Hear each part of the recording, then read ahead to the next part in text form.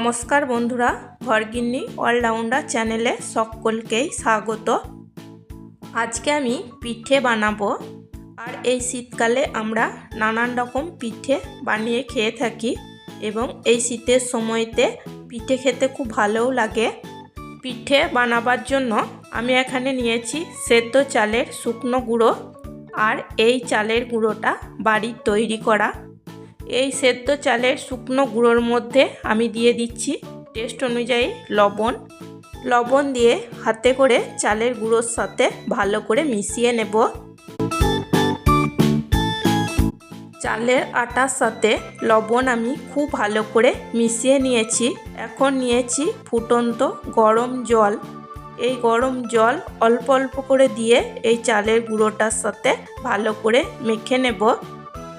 আমি খুব ছোট্ট ভিডিও বানাই, প্লিজ বন্ধুরা ভিডিওটিকে স্কিপ না করে শুরু থেকে শেষ পর্যন্ত দেখার জন্য অনুরোধ রইল। আমি এখানে অল্প অল্প করে জল দিয়ে ডোটাকে তৈরি করে নেব। আর এই চালের ডোটাকে মাখার সময় অবশ্যই ফুটন্ত গরম জল দেবে, তাহলে পিঠেগুলো খুবই নরম হবে এবং খেতেও খুবই ভালো লাগবে।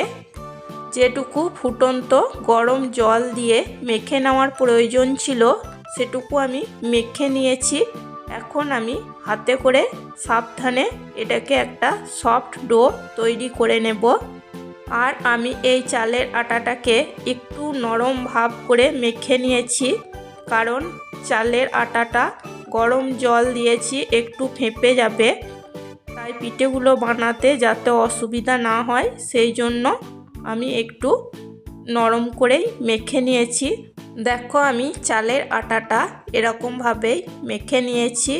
এই দেখো খুব শক্ত করিনি, একটু নরমই করেছি। এখন আমি 15 মিনিটের জন্য ঢাকা দিয়ে রেখে দেব, তাহলে এই চালের আটাটা ঠিকঠাক মতো সেট হয়ে যাবে আর পিঠে বানাতেও অসুবিধা হবে না।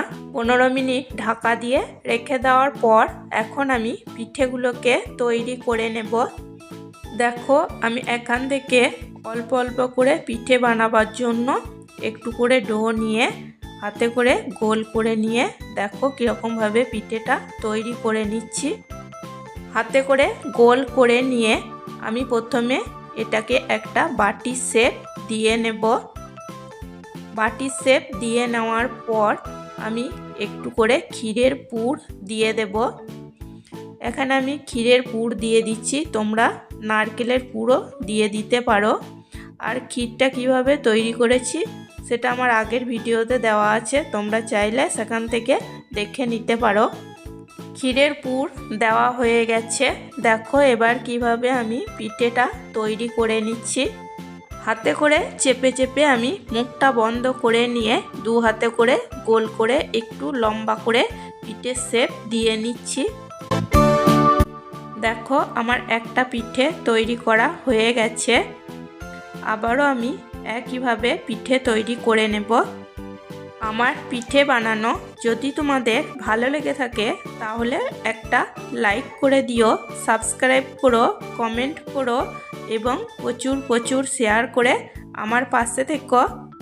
দেখো আবারও আমি হাতে করে বাটি শেপ দিয়ে নিয়েছি এবং ক্ষীরের পুরও দিয়ে দিয়েছি। এবার আমি হাতে করে মুখটা চেপে চেপে বন্ধ করে দিয়ে হাতে করে গোল করে নিয়ে একটু লম্বা করে পিঠের শেপ দিয়ে নেব। খুব বেশি পরিমাণ পুর দিয়ে পিঠে বানালে পিঠেগুলো ফেটে যাওয়ার ভয় থাকে। দেখো আবারও একটা পিঠে তৈরি হয়ে গেছে।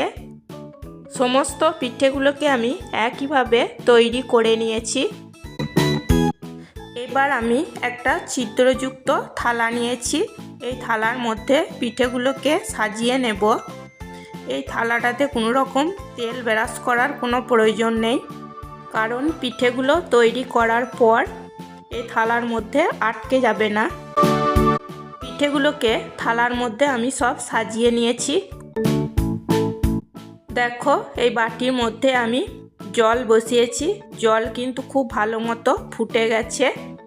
এখন আমি এই পিঠেগুলোকে এর ওপরে রেখে দিয়ে ঢাকা দিয়ে 10 মিনিটের জন্য স্টিম করে নেব।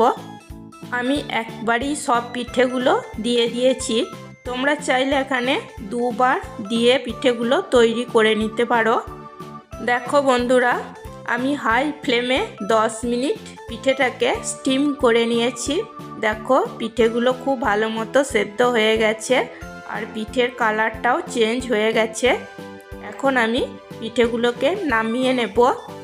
এই থালার মধ্যে আমি ঠান্ডা জল রেখেছি, এই জলের ওপরেই পিঠেগুলোকে আমি নামিয়ে নেব, তাহলে খুব সুন্দরভাবে পিঠেগুলো উঠে আসবে।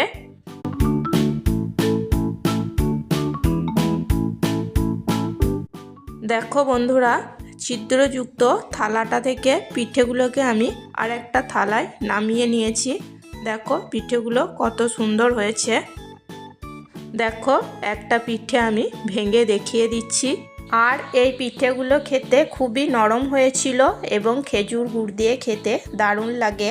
তোমরা অনেকেই এরকমভাবে পিঠে বানিয়ে খেয়েছো, যারা খাওনি তারা অবশ্যই একবার এরকমভাবে পিঠে বানিয়ে নিও, দেখবে খেতে খুবই ভালো হবে। আজকের মতো এই পর্যন্তই, আবার আসবো অন্য কোনো নতুন রেসিপি নিয়ে। সবাই সুস্থ থাকবে, ভালো থাকবে। চলো টাটা, বাই।